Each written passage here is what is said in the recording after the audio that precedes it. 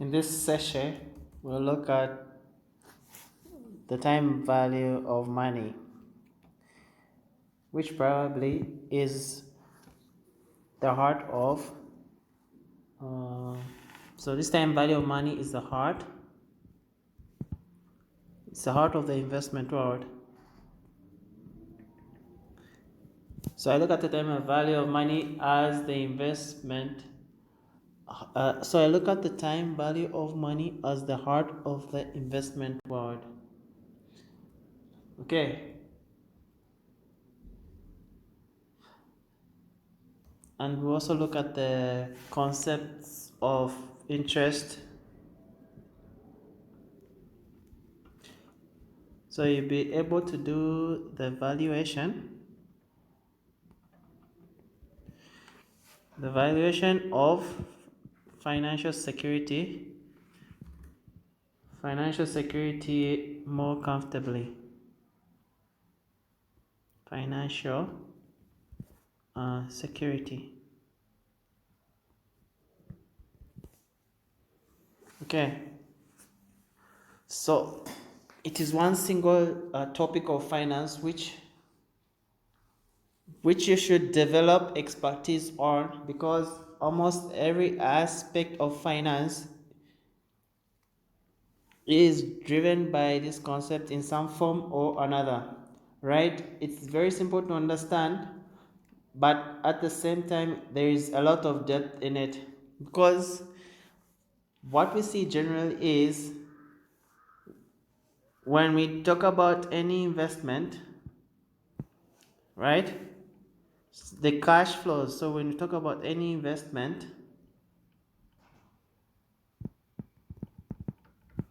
the cash flows that come out of that investment, probably we have different cash flows at different points in time. Some of them are outflows, some of them are inflows, some of them are known, and some of them are unknown. So this is known and this is unknown, but whatever the cash flows that you encounter, what we know is different amounts and at different points in time. So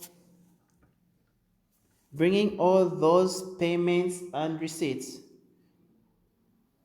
to the common platform, like to a common time period, it could be either today or it could be at some future date. But bringing all the payments and receipts to a common type, to a common platform is what the job of time value is.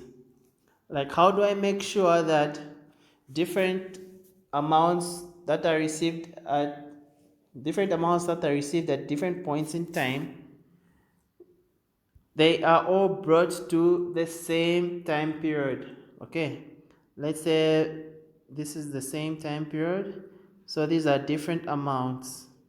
Okay, so what kind of adjustments I can do to their value so as to get them to the same time period? So that time period could be today or at some future date. That is the concept behind the time value of money application, right? So with that as the base, let's get into the interest rate. So the base of any time value of money related exercise is the interest. So we look at the interest.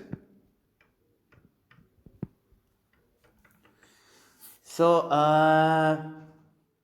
a brief definition of the interest. So the first point is free. It's a free paid by the borrower.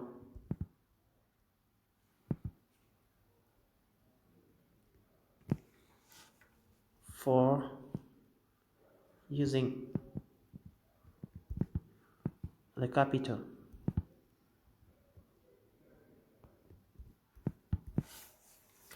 of the lender.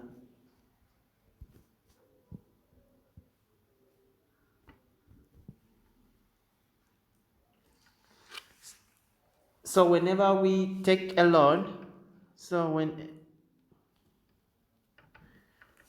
the bank gives us some form of interest,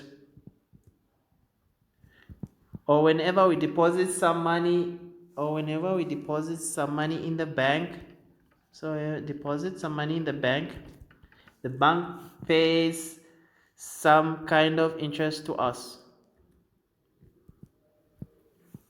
So what do we mean by the interest here? So it's simply a fee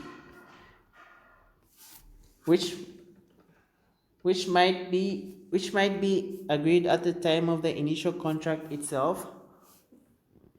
The fee that is paid by the borrower of the capital, or the borrower of money, to the lender of money for using his money.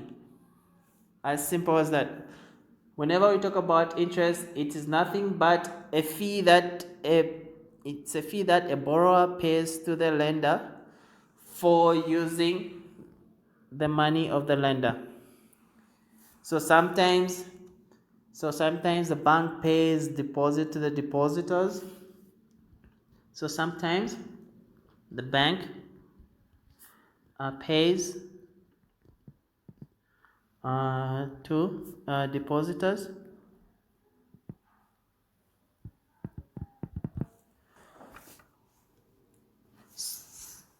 So the bank is using the money of the lender to give loans. So the bank is paying some kind of interest to the money it receives. Similarly, when companies borrow money to do their business operations, they pay money to the lenders plus the interest. So they pay they pay a fee on top of that, which is called an interest. Now, regarding this interest, for different borrowers, we have different interest rates. So for different borrowers, we have what? Different interest rates depending on the payment capacity. The capacity as well as the willingness. After assessing both the capacity and the willingness of the borrower, the lender will assess what is the risk associated with,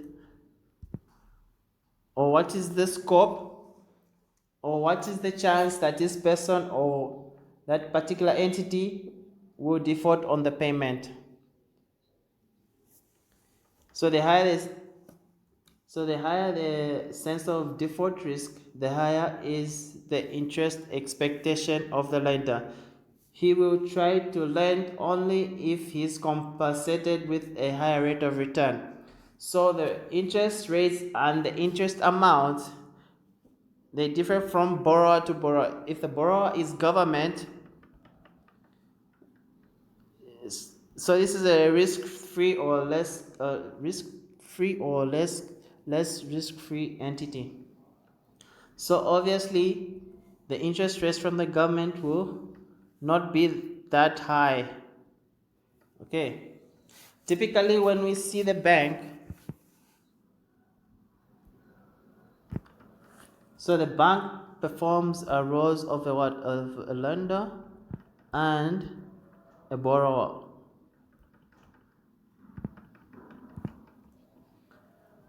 So it gives when the bank gives housing loans like mortgage, then it is acting as a lender. So it will so it can also give business loans. So it's giving money out and collecting the interest on the regular basis. It can also buy some fixed interest. So it is also investing in some bonds. So it receives some coupons or bonds at regular intervals of time. So at sometimes the bank also acts as a borrower in terms of deposits. So it collects the deposits from various depositors and is using the capital of the depositor. So it always will be paying some interest on that. It can also issue the shares. So by issuing shares, it is raising capital. So it has to pay dividends. So if it has issued some fixed interest like let's say some bonds, then it is raising capital through bonds, then it has to pay interest on top of that. So the various interests which are formed by the bank, it plays very heavily on the interest rate played, and the interest rate plays a significant role of the bank. So that is where the interest, like understanding the concept of interest and how the various cash flows are linked with their respective interest. So as we all know, we have been talking about, or you guys know about the two types of interest. So there are two types of interest that we'll look at. So the first one is what? The simple interest. So we look at the simple interest.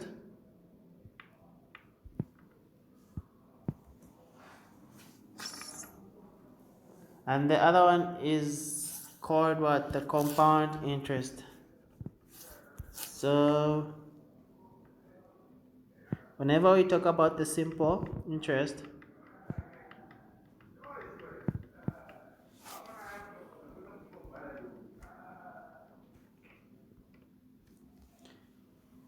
so the major thing is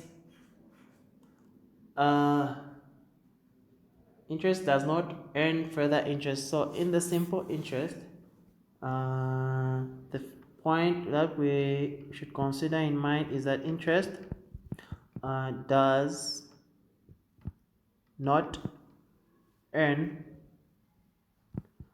further interest.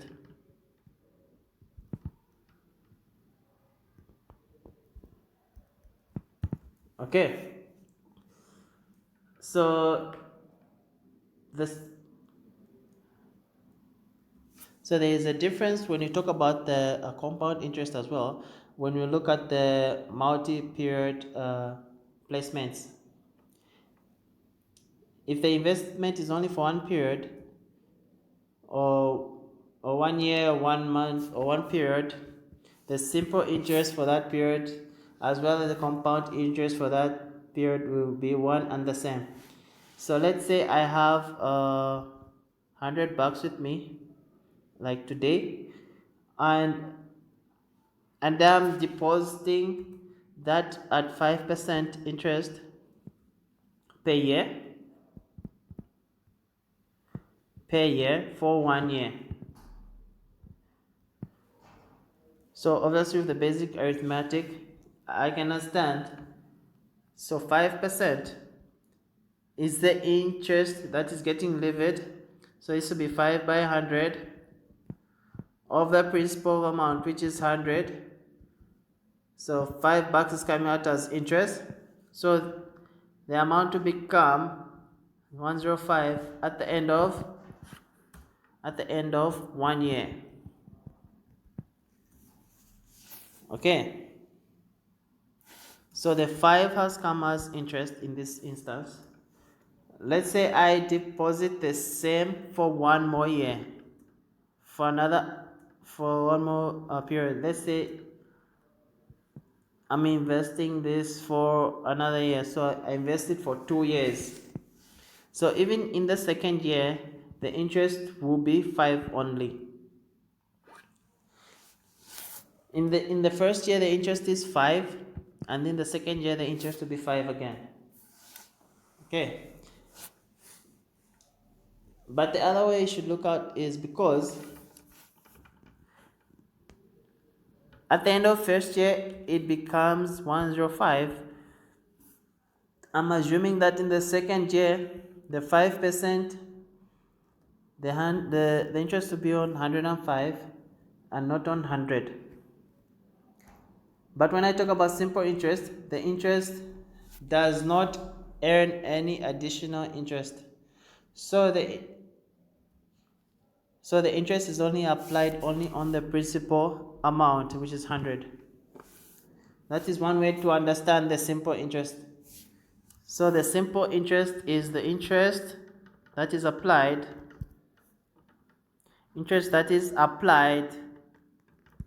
only on principal, only on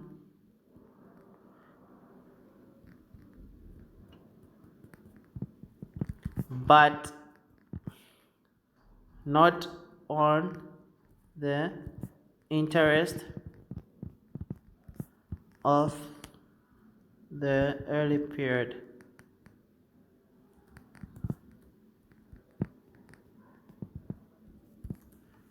So that is the difference of the prior period. So that's the difference between a simple interest and a compound interest. In a compound interest, the interest is applied on the not only on the principal but also on the earlier interest also. Whereas in the case of simple interest, that is not the case. The interest is applicable only on the principal itself. So depending on the financial instrument, we have to clearly understand whether we are getting a simple interest based payment or a compound interest based payment. That has to be evaluated.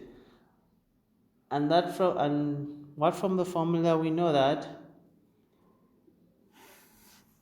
So I can write the formula as, so let's say formula for simple interest. So we say amount after n years.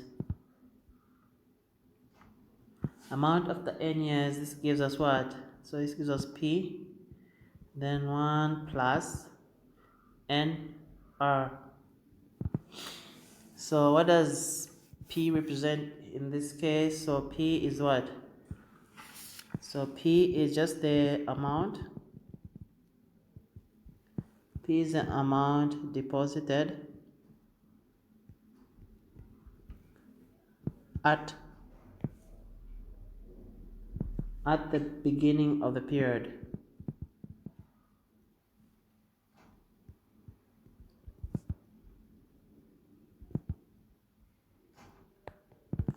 And then what do we have for n? So n is what? N is the number of periods invested. So n is just the number of periods invested. So these may be fractions as well. And then we have R, which is what? R is just the periodic rate of interest. So this is just the periodic rate of interest.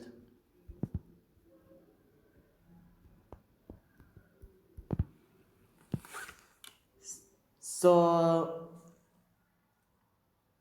let's say if I'm depositing some P today for n periods. So here I'm using the word period, not year. Okay, so for n periods, so this is n periods, and R being the interest rates per period. So this is per period. So this is the interest rate per period. So a period could be a month or it could be a year. So whatever it is, then the total interest for this period or the investment period is PNR. The R, we are converting it into dollars or currencies and not the percentage. So whenever I'm saying R%, we're calling it as R by 100 of some nominal amount. So we are taking this R directly as something that is multiplied by 100. So we are considering the R which is already multiplied by 100, and here, so the R is in terms of when I'm talking about the interest here, the principal, let's say in this case, if let's say the principal is $100 and the number of periods is 1 year and R is 5%, so I'll write it as 5 by 100, and this will give me 5, which is the interest during this period. Whereas if I want to find out how much will come at the end of the n periods, so my principal is P, and the overall accumulated interest is PNR. Okay, so overall I'm going to get P into 1 plus NR. R is the rate of interest. So doing this, because interest does not earn any further interest, this is how I defined the amount which I'm going to get using simple interest. But this is generally not used in the financial world because there is the problem of inconsistencies. Simply look at it. Okay, like I'll talk about the person who is investing 100. A person is investing 100 for 2 years, okay, at 5% per year simple interest, right? Versus a person who is investing for 1 year, 100 bucks at 5%, and whatever the money he gets at the end of 1 year, withdraw. So he's going to withdraw and redeposit.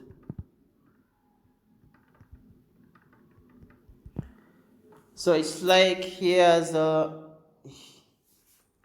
got the money and he has deposited whatever money he got. So in the first case, the interest is 10. So here the interest is 10 using the 100 by 2 by what? 5 over 100. So the interest here is 10. And then at the end of 2 years is going to be left with what? 110. Okay. Whereas in the second instance, at the end of 1 year, because he's depositing lower, he's getting 105 at the end of 1 year. And then if he's redepositing the same for one more period, then he's getting how much? He's getting the interest as at 5.2. So the interest is getting as 5.25. So the total money will become as 105.25, or let's say 110.25. Yes, sorry about that. So there is an inconsistency coming out in the difference. So the person who is depositing for 2 years at a stretch, he's getting a lesser amount than a person who's depositing and per year for a small period but withdrawing it and then again redepositing it for the remaining period. So providing more flexibility and providing more interest, the world will be motivated to invest for a longer period at all. So every person will try to think for a smaller period investment, withdraw, redeposit to earn more. So that is what I'm talking about when I say it's inconsistent. Simple interest is inconsistent. Okay. And as a part of financial transaction, it should show that whether I am depositing for 2 years or I deposit for 1 year and then redeposit for another 1 year with the same rate of interest, both of them should be equal in value. That's what we call as consistency in the position. Whereas in the case of simple interest, we are not finding that kind of inconsistency, and that's why simple interest may not be considered as a good way in the financial transactions. So the improvisation had happened because of the compound interest. So we look at the second case is what? The compound interest. Compound interest.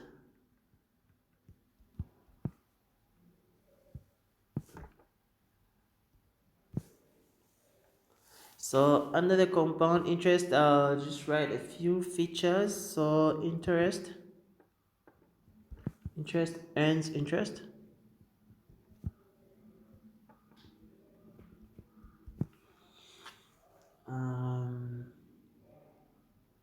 Yes. So at the end of first year, I will get P into 1 plus R. Now this P into 1 plus R is deposited for one more period at the interest rate of R. So what we are going to get at the end of one more year, at the end of 2 years, we get P into 1 plus R squared. And now this entire investment is invested for one more period, which is 1 plus R. So overall it's now becoming into 1 plus R cube. So if we're depositing the amount for n periods,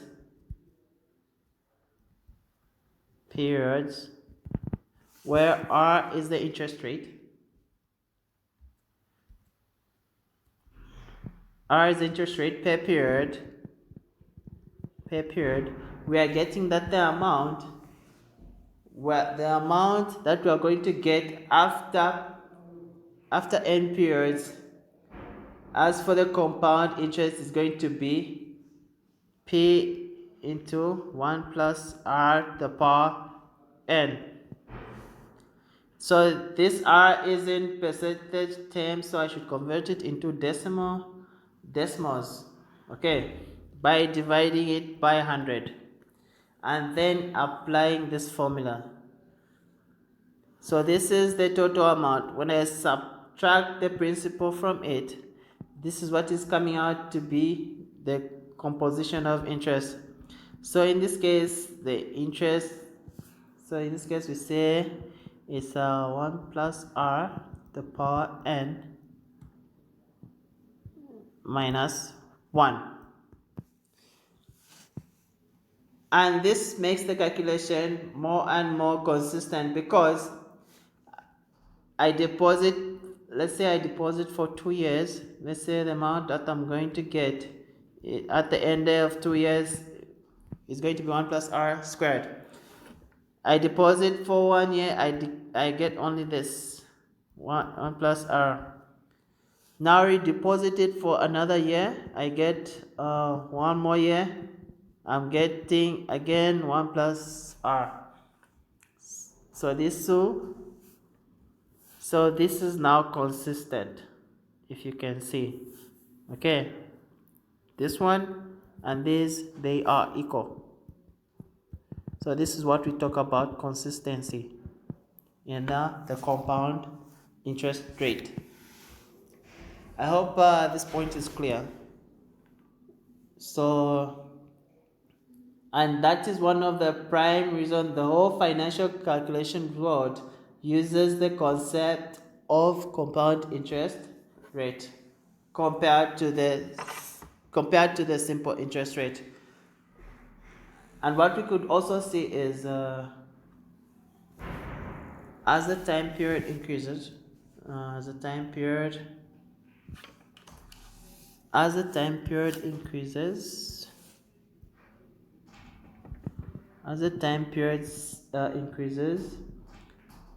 the gap between the simple interest and the compound interest is going to be very large. The gap is very small if it's for 1 year or 2 years, and you will not be able to see a big difference between the simple interest and the compound interest. But the longer the time period of investment, you will see that there is a huge difference that is happening between the two. Probably we'll look at that understanding using the spreadsheet in Excel, which I'll try to demonstrate in our virtual class. So we'll try to see that graph in the we'll try to see that graph using the Excel. Okay, so that is what we can say. So if in the case of the graph, simple interest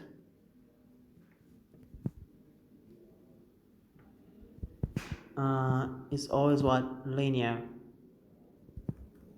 Okay, so I'll show you this in the Excel. Whereas the compound interest, so this is exponential growth.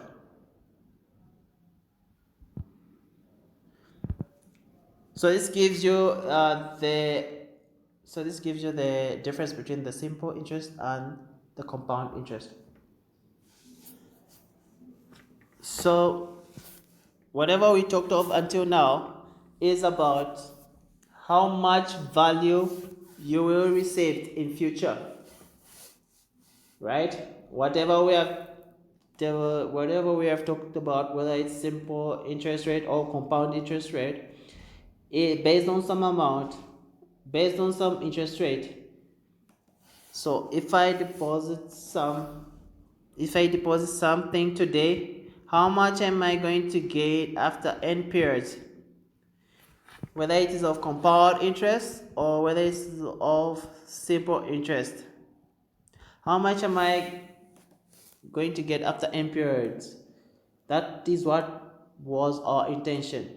So in majority of the financial transactions, it may happen that the other way also, the future amounts, the future amounts that are going to come up, let's say at different points in time, the future amounts that are going to come out may be known or predicted, but corresponding to that, I want to know how much I need to deposit today,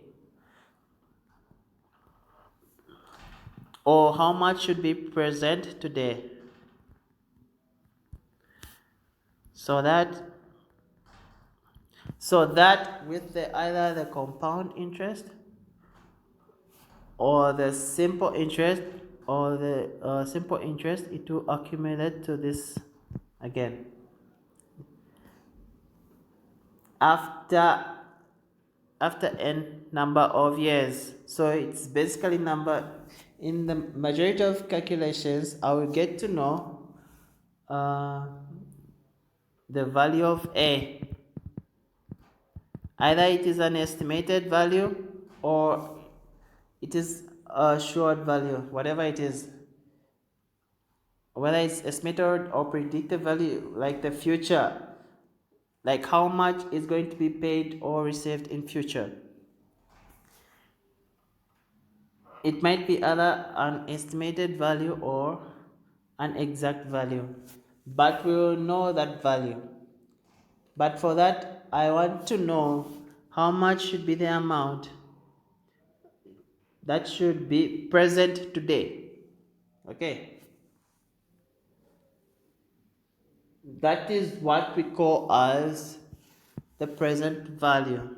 So this is what we call as the present value.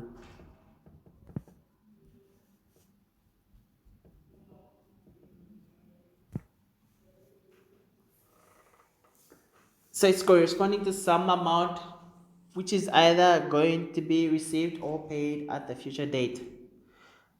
How much is required today to get this accumulation under the other assumption of R as the interest rate and N being the number of periods of investment.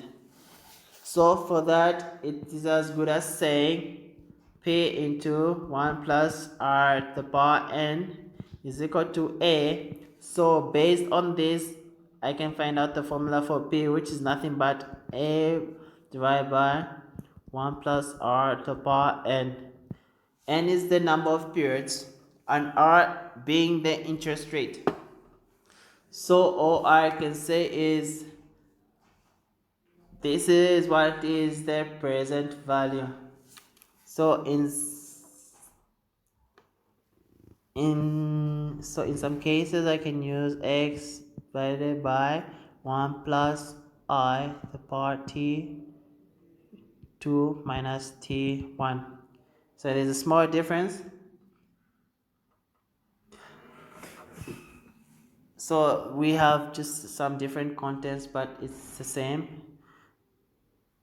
X is the amount I'm going to receive at a future date, and R and I are generally interchanged, but the more common one is I,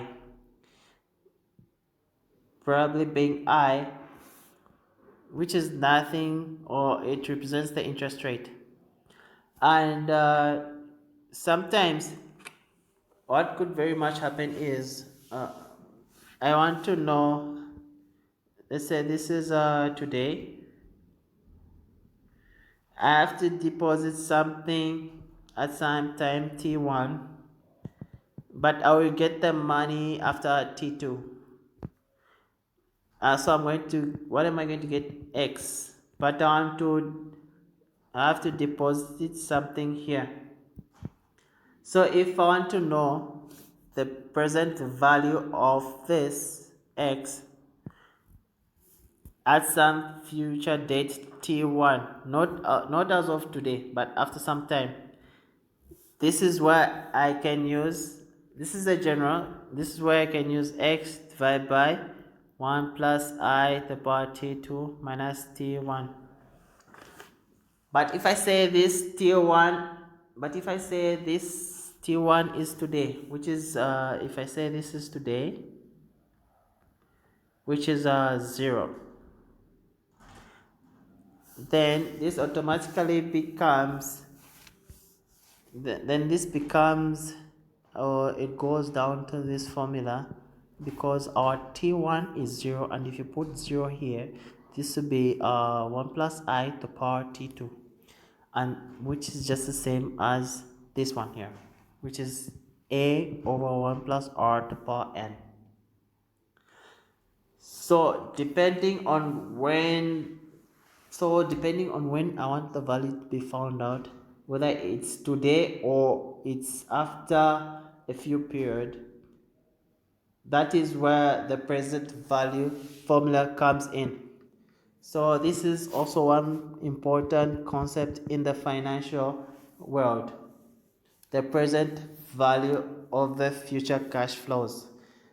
And if you see here, at arriving at the present value, it's also called as what? So this is also called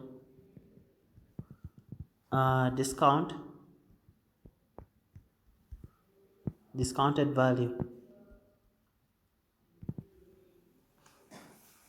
Okay, it's nothing but whatever the future value we have, this one a, we try to divide it by 1 plus r or 1 plus I to the power of the time period between the two periods. And that is the reason why we get this reason which we get as 1 divided by 1 plus I, which is what is called the discounting factor. So this is the discounting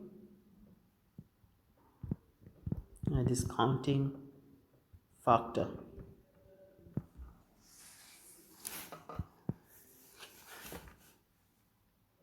So it's denoted by nu.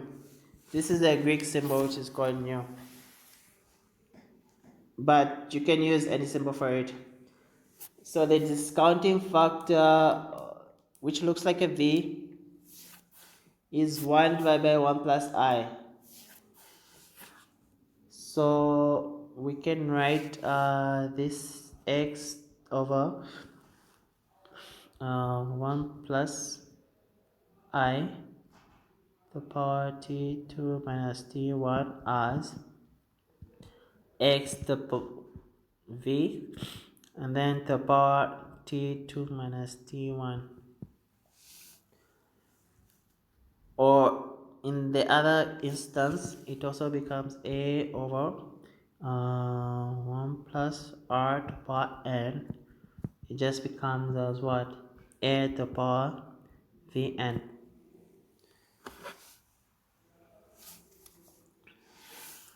So this is easy to represent rather than having some big number in the denominator. This is one advantage of using the discounted factor notation.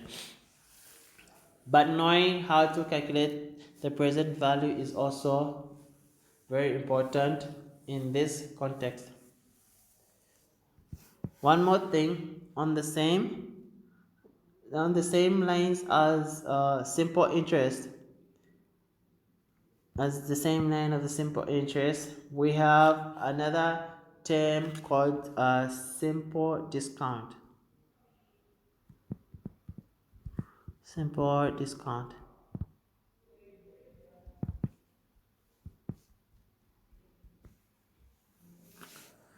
So this is also like in a simple interest, we are talking about this amount. What is its value at a future date, based on some end periods investment R being the rate of interest. Okay, whereas when we are using the simple discount, we are talking about, okay, I'm going to get some x here, Using a discount factor called D for n periods, what is the amount which needs to be deposited? That is what is discount. So this is so the amount that's required today is nothing but x into 1 minus n d. So if I'm saying P into 1 minus ND. So if I know what is the cash flow in future, and if I have to find out the present value corresponding to it, assuming that D as the simple rate of discount for n periods, can use this formula. And what is generally observed is this mechanism is used only when the time period of his investment is less than a year. And most common application for this time period should be less than a year, during the case, so this would be less than a year. During the case, this is called as the rate of commercial discount. So here D is the rate of commercial discount. Discount.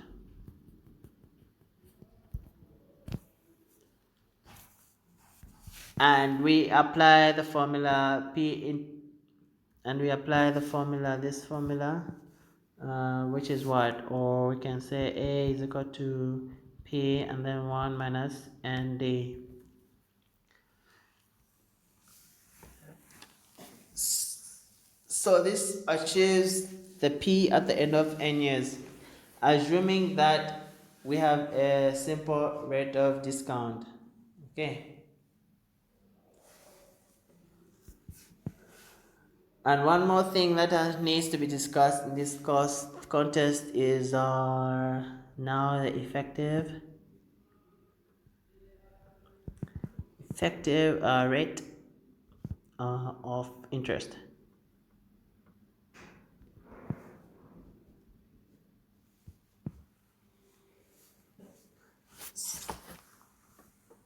So in the effective rate of interest, we'll be talking all about the different forms of interest that will be we'll be talking about the different forms of interest as we move on. But if we talk about the word effective rate of interest, it's nothing but whatever the rate of interest. Let's say if I have this period, let's say 1 year, let's say any period, or 1 month, whatever the number I'm talking about, whatever the time period, if I'm depositing something at the beginning of the period, what is that I'm getting at the end of the period? What is the interest in this process? If I'm depositing 100 today and I get 110 at the end of 1 year, that the 10 is the interest that is coming out in the process, and this 10, when I divide it by the amount I have invested at the beginning of the period, so this 10% is what I call as the effective rate of interest. Same thing with the month. If I deposit 100 at the after 1 month, after one month I'm getting, let's say, 101, then the interest is 1. So here the interest is 1. Then 1 divided by 100, which is 1%, is the effective rate of interest per 1 month. So whenever we are talking about the effective rate of interest rate, we are talking about the interest that is applicable for a period.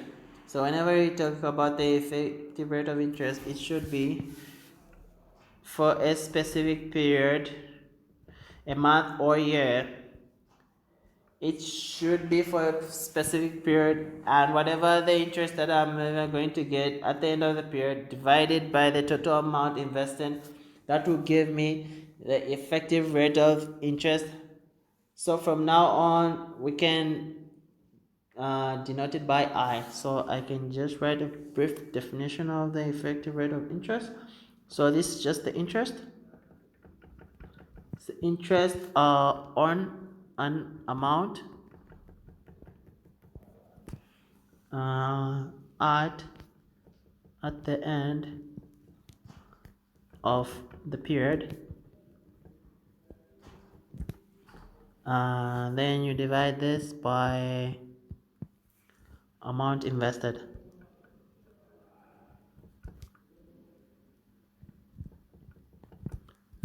So it's just a brief definition of what I've talked about, and this is denoted by I. Denoted by I. So the effective rate of interest is denoted by I, which is used for computing the accumulated values. So if the annual effective rate of interest, let's say I is equal to, if the annual rate of interest is 10%,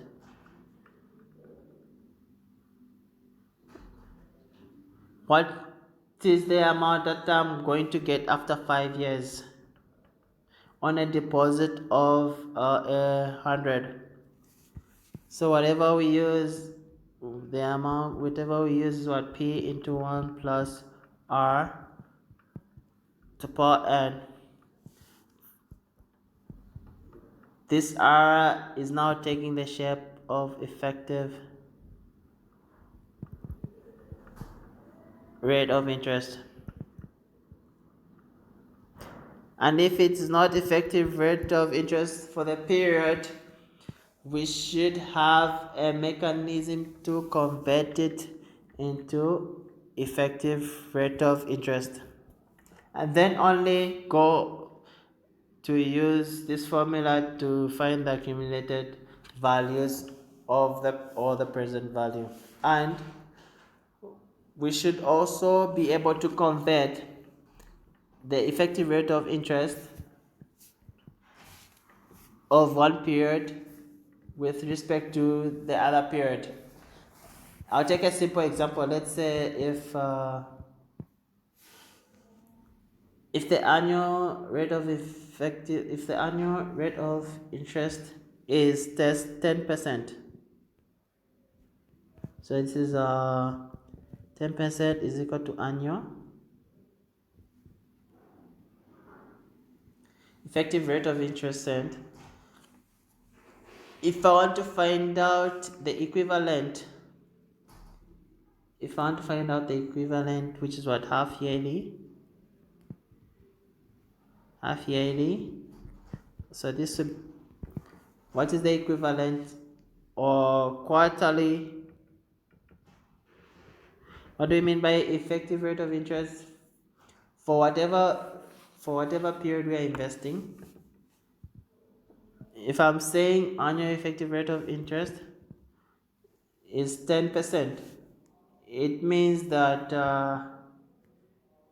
at the end of 1 year, so at the end of, this is for the year, this is for the month, so at the end of 1 year, I'm getting 110 on 100 investment. Now the same logic, if I have to apply it for the half yearly, the 100 which I'm investing today, I will get something at the end of okay, let me write it properly. So let's say this is for the year, so here it's 100 and here is 110. So in terms of the half yearly, after 6 months, so I have to get, after 6 months I have to get something here, and then I have to redeposit this, and then I have to get something at the end of the year. So at the end of the second 6 month, so it should be 100 into 1 plus I, which is the, here the I, so half yearly, so plus I, so it will be 1 plus I to the power 2 is equal to 10%, or, so this is for the high, this should be equal to 110. So 1 plus I squared should give me 1.1, and from here I can get 1 plus I equal to 1 plus 1 over 2.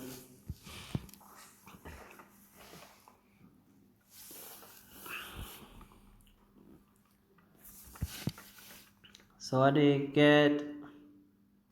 So our I will give us 0.04. So in a way, if you try to link up, right? Let's assume I is the annual effective rate, and I1 is the monthly effective.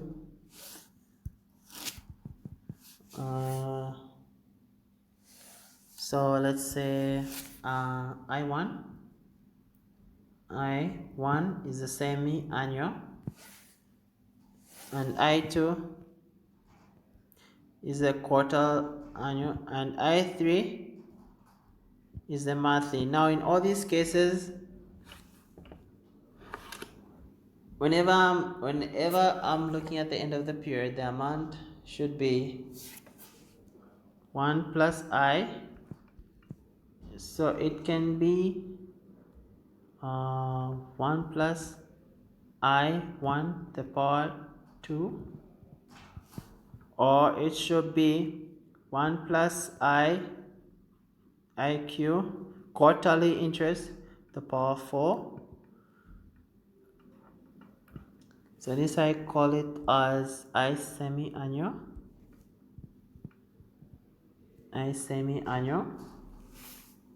and this is I annual, and this should be equal to 1 plus I monthly the power 12, and all these values should be equal, and each one of them is the effective interest rate for that particular period. So from here you can easily get IS. Semi-annual is nothing but 1 plus IA to the power 1 by 2 minus 1. Similarly, you can get IQ, which is what? 1 plus I annual interest rate to the power 1 by 4 to the power minus 1. And then I monthly, effective monthly rate, you get 1 plus I annual effective rate to the power 1 by 12 minus 1. So here it is clearly evident that you can convert the effective rate of interest from one period to another by following this kind of equality relationship. So you should be very clearly reading through the terms of investment, whether they are mentioning the effective rate of interest. So whether they are talking about the effective rate of interest or the nominal rate of interest. So I'll talk about the nominal rate of interest slightly later, but we should be very clearly when we are judging between the two. And what is the period they are talking about? Is it annual, semi-annual, or monthly? What is it? Because whenever we talk about the effective rate of interest, it is applicable to a period, and it is purely nothing but what is the interest we are earning during that period divided by the initial investment at the beginning of the period. So using that mechanism, we can convert from one form of effective rate of interest to the other form. So that is the very basic interest that we need to be comfortable with, and the time value of money. As the time value of money is concerned.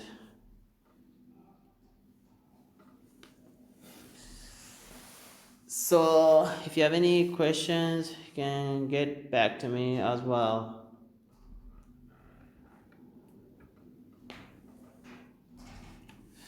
So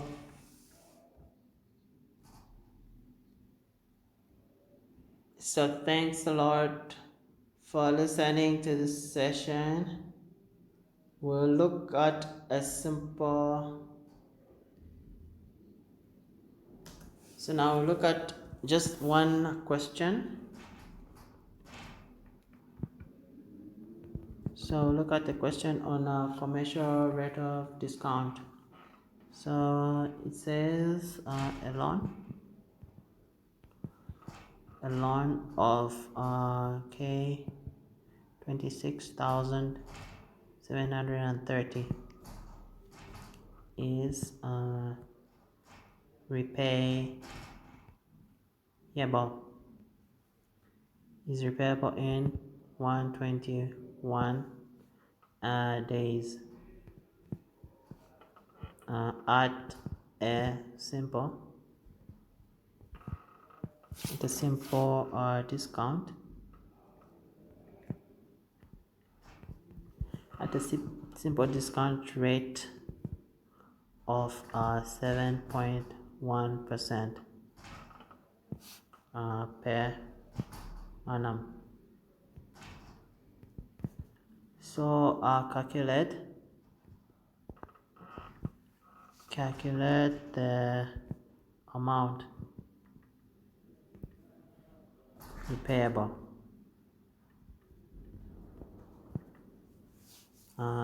in 121 days time.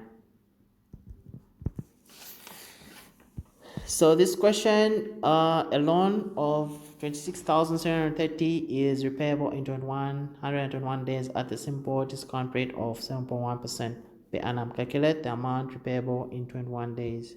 So I expect answers in the next session or in the next virtual class of this question. So thank you for listening to this session. I'll see you in the next bit, and I expect answers of this question, so you can do this as your homework, and we'll discuss it later on.